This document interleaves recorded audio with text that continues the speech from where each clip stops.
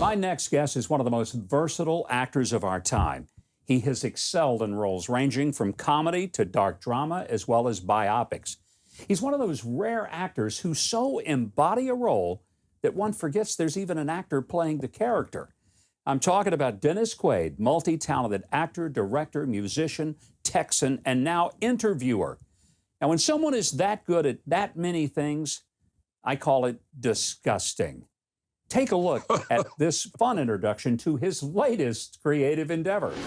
Hi, I'm Dennis Quaid. Let's be honest, I'm the busiest man in show business. When I'm not making hit films and TV shows for the biggest players in the space, I'm a hilarious and insightful guest on some of the biggest talk shows in the world. Most recently, I entered the brand space as the star of the disruptive and very profitable Esurance campaign. Esurance hired me, Dennis Quaid, as their spokesperson because apparently I'm highly likable. I like Dennis Quaid. Aw. If you live on Earth, you saw them, trust me. But enough about me.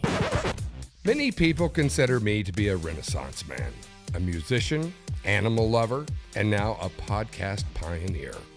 Some would say we are living in a renaissance of Dennis. A Dennisance, if you will. Wow, that has a catchy ring to it, which is why that is the name of my new podcast. Dennis Quaid, welcome to our show and congratulations on the Dennisance. Great to see you, Mike. Big fan for very long. Great to be on your show. Very happy to have you.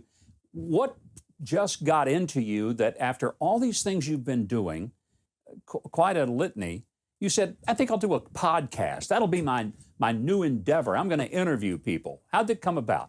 Well, I never even listened to a podcast up until about 2 years ago, to tell you the truth. And then a friend of mine who was now my partner, Jared Gutstadt, invited me to be part of a music podcast that also included Bob Dylan and T-Bone Burnett, called Bear to Banjo. And we had the #2 music podcast last year with that.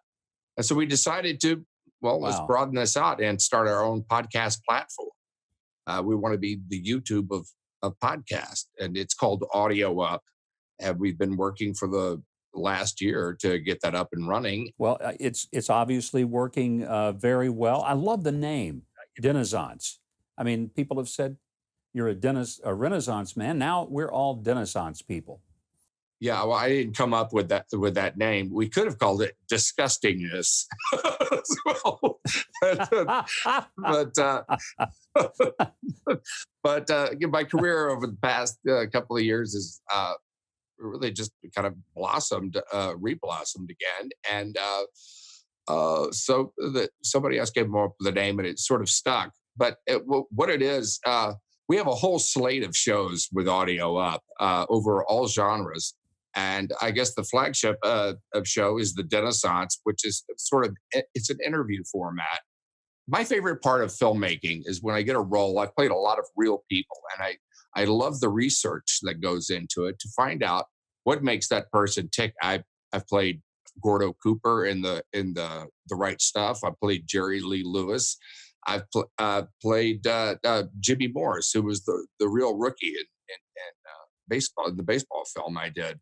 And I met these people, and to find out what makes them tick, really kind of asking them questions, spending time with them. And so I brought that process to podcast. And so I could share with the audience to get down to these people that they think they know and find out something interesting about them, and maybe find out something interesting about yourself.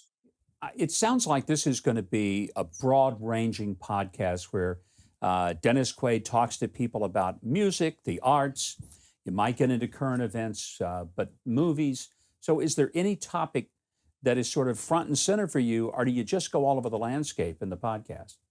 Well, it can go all over the landscape about what it is that people are interested in. I like to have people on the show that don't necessarily have something to sell.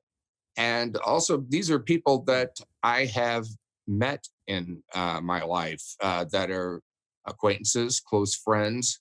I've had a very lucky life to be able to come in contact with all kinds of interesting people.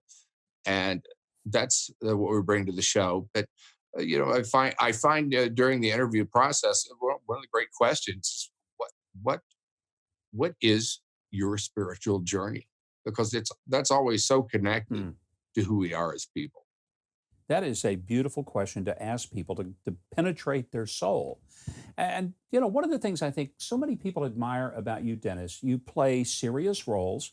You're a very serious artist, but you don't seem to take yourself so seriously. You honestly appear like you're having a good time at all the things that you do, even when you're doing commercials for an insurance company. And I want to know what do you think the secret of it is to be able to enjoy your life, to take your craft seriously, but not to elevate yourself so seriously that you become pompous and distant because you're not like that. Well, I'm getting to do what I love to do best, and I'm getting paid for it, and that's a real privilege. And if you get that figured out, you've got maybe a third of your life figured out a little bit in this world. And I'm just so grateful to still be here, Mike. I've been able to do this for well over 45 years, and still they haven't chased me away yet. It's a lot easier that being in sports, that you get to be a certain age and you got to take your ball and go home. And but Yeah. uh, it's a great business. Well, I want to talk about music because I love the fact you've got a band, Dennis Quaid and the Sharks. I'm hoping when this virus stuff is over, we get you to Nashville in our theater. We bring the Sharks. We have a great time playing some music because it's one of my passions. I know it is yours.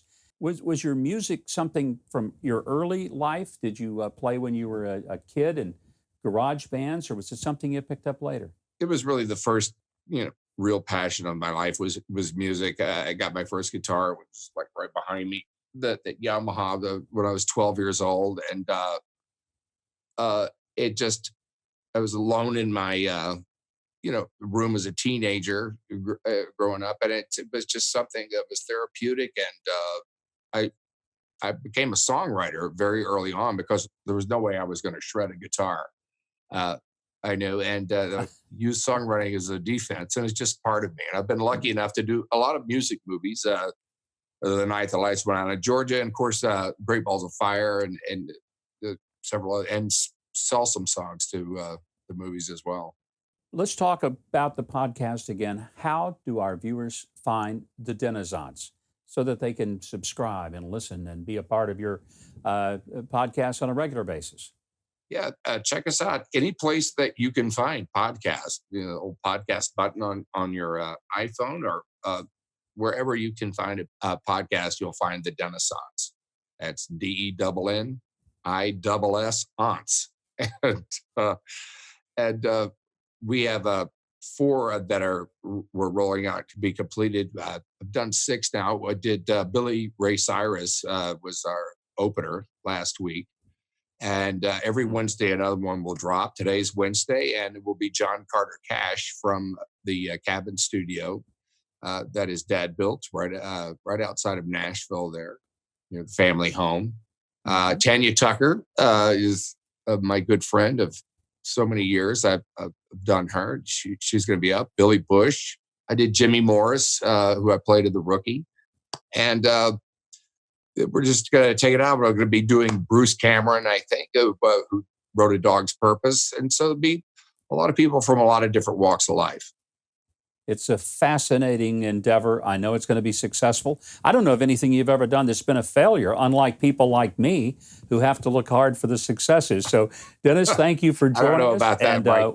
Well, we're going to have you and the Sharks in Nashville to our theater. It's going to be fun getting a theater full of people who will be waiting to see you. And if you need a guest bass player, I'm available. Just throwing it out there. Got it for you right here.